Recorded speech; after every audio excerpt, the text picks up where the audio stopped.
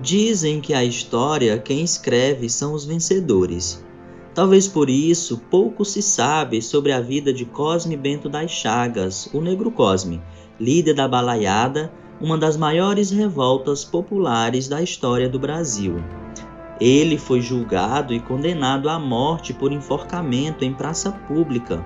De todos os rebeldes, apenas Negro Cosme foi enforcado, uma tentativa deliberada de usar seu enforcamento como exemplo aos negros que pensassem em se rebelar. Como líder dos negros na Balaiada, Negro Cosme encarnou ideais de liberdade, espalhando entre os negros ideias revolucionárias para os obscuros tempos da escravidão. E como nos ensina a história, ideias não morrem, elas sobrevivem através do tempo. Passados 160 anos do assassinato de Negro Cosme, seus ideais ganharam materialidade em Imperatriz, com a fundação do Centro de Cultura Negra Negro Cosme, reunindo valentes lutadores e lutadoras contra o racismo. Em 27 de março de 2002, o CCN-NC é fundado em uma Assembleia Geral realizada na Academia Imperatrizense de Letras. Assim como na Balaiada, ali iniciava um novo momento da luta negra de Imperatriz e região. Isaura Silva e Maria Luísa Rodrigues de Souza, precursoras do movimento negro local e fundadoras do CCN, explicam como foram os primeiros passos. Que eu estava vindo também do movimento negro central lá de São Luís, né, do CCN de São Luís. E também do Centro de Cultura Negra, que eu tive a honra de criar em Caxias.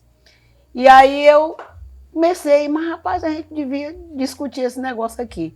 E conheci Maria Luísa, né, outra negra assim, destemida que nem eu.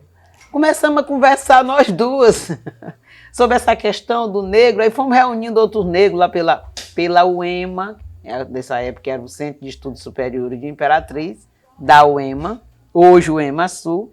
Então começamos lá a discutir, primeiro entre nós duas, e aí teve uma outra pessoa que eu não me lembro, uma outra garota negra como a gente, que eu não me lembro o nome dela e nunca mais a vi em Imperatriz.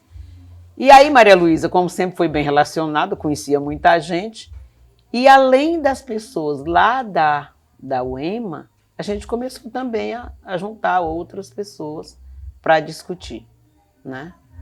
E assim foi crescendo. E aí, né, e a gente discutia, né, nesse período todo, a gente discutia, o que a gente vai fazer para o 13 de maio, né? O que a gente vai fazer no 20 de novembro? E aí a gente se reunia e discutia essas pautas, né? O que aí a gente iria desenvolver, o que a gente ia fazer. E aí começamos até chamar outras pessoas para a gente fazer apresentação, né? Então, no pátio da Universidade Estadual do Maranhão, que era o UEMA, a gente fazia, era pequenininho, e a gente começava a fazer, chamava os meninos da capoeira para se apresentarem, né? E começou a chamar o tambor de crioula, nessa época ainda tinha. O coro e corda, que era um conjunto de negros. E aí a gente começou a se movimentar, né? A se movimentar. Depois a Isaura começou a dar palestra, né? Lá dentro da universidade, a gente se reunia dentro do auditório da UEMA, e as reuniões continuavam. Passando esse período, a reunião continuava. E a gente foi chamando mais pessoas. Nessa época tinha o professor Maia, que era aluno da época, né, de História. Tinha um que veio do Rio de Janeiro, que eu não recordo o nome. Era o marido da Gisele. Da Gisele, exatamente. Muito bem militante. Né, bem militante. A Gisele também estava junto com a gente nessa época. E também tinha a Deide, né? A Deide também estava conosco, e a gente discutia. O Lima, que ele estudava, fazia letras na UEMA, que a Isaura tem mais coisa para contar, até a respeito mesmo do seu Lima, que só gostava de dizer afrodescendente. Não, é porque muita gente se autodescobriu negro nessa época. O desafio de comandar o centro durante a primeira gestão coube a Mariano Dias, que presidiu a instituição entre 2002 e 2004. Do movimento em 2000, a gente busca um pouquinho também da história lá dos anos 90. Sobretudo porque já havia iniciado algo sobre as políticas da questão da igualdade racial. Lembro aqui principalmente a professora Isaura, que já tinha iniciado esse trabalho nas universidades, nas escolas de ensino médio. E a nossa relação com os movimentos sociais, ela sempre foi muito pura, legítima. A gente sempre não tinha participação porque ia lá para convidá-la. A gente participa junto. Então, sempre tivemos essa empatia, essa participação junto, graças a Deus. Mas não só. Nós fomos também para as ruas.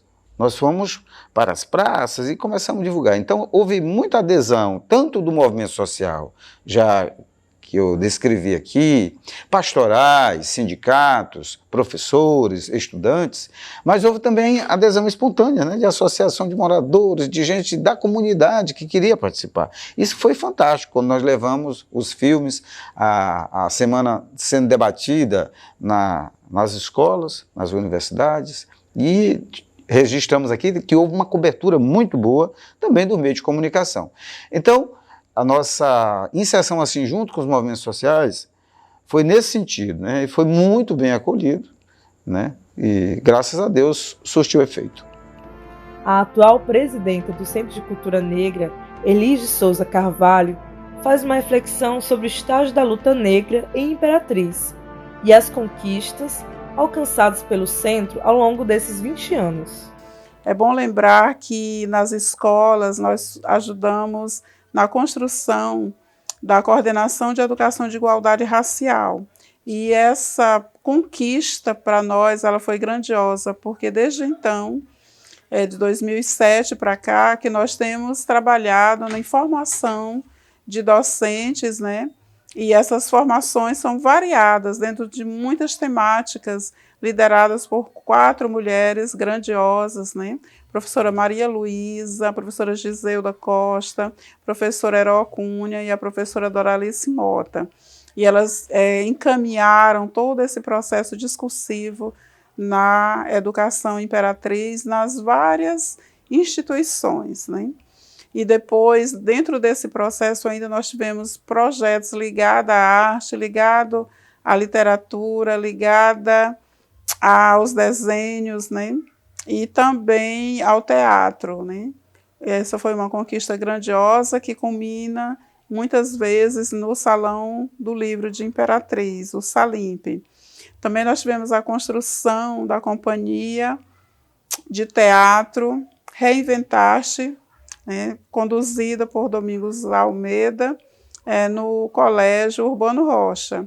E foi uma conquista também grandiosa, porque inúmeros jovens conquistaram as possibilidades de estarem trabalhando com o teatro, com a poesia, né, com a música, com o corpo negro se fazendo presente, construindo história. A presidenta destaca ainda que o maior desafio do centro nessas 2 décadas de existência é a conquista de uma sede própria. Nós gostaríamos de dizer de um grande desafio que nós temos desde o início da nossa construção até hoje, que é a necessidade de uma sede que nós sonhamos, um salão amplo, que possamos fazer oficinas, fazer seminários, fazer formação, fazermos exposições e termos um local de negro, para podermos celebrar sempre as nossas conquistas e relembrar a nossa história. Então eu conclamo às pessoas que estão ouvindo, se tiver alguma ideia que nos possibilite um lugar físico para o Centro de Cultura Negra, será muito importante para nós essa conquista, que deixará de ser um desafio para ser uma vitória do povo negro. É um espaço de liberdade, um espaço de axé, um espaço de Ubuntu. Ter uma sede própria, além da construção de uma identificação com a comunidade, significa ter mais autonomia para realizar ações e propor projetos que atendam o maior número possível de pessoas negras. Em 20 anos, o Centro de Cultura Negra Negro Cosme mudou de endereço 6 vezes, e cada mudança representa um desafio para evitar que documentos importantes e outros pertences não se percam pelo caminho. Na sede atual, que é alugada, estão guardadas as memórias dessas 2 décadas de história construídas a muitas mãos e muitas lutas. Aqui, as portas estão abertas para receber a comunidade. Do lado de dentro, encontramos tanto objetos que materializam essa história, como representações das nossas identidades e culturas negras. São 2 décadas de história na construção de uma consciência antirracista.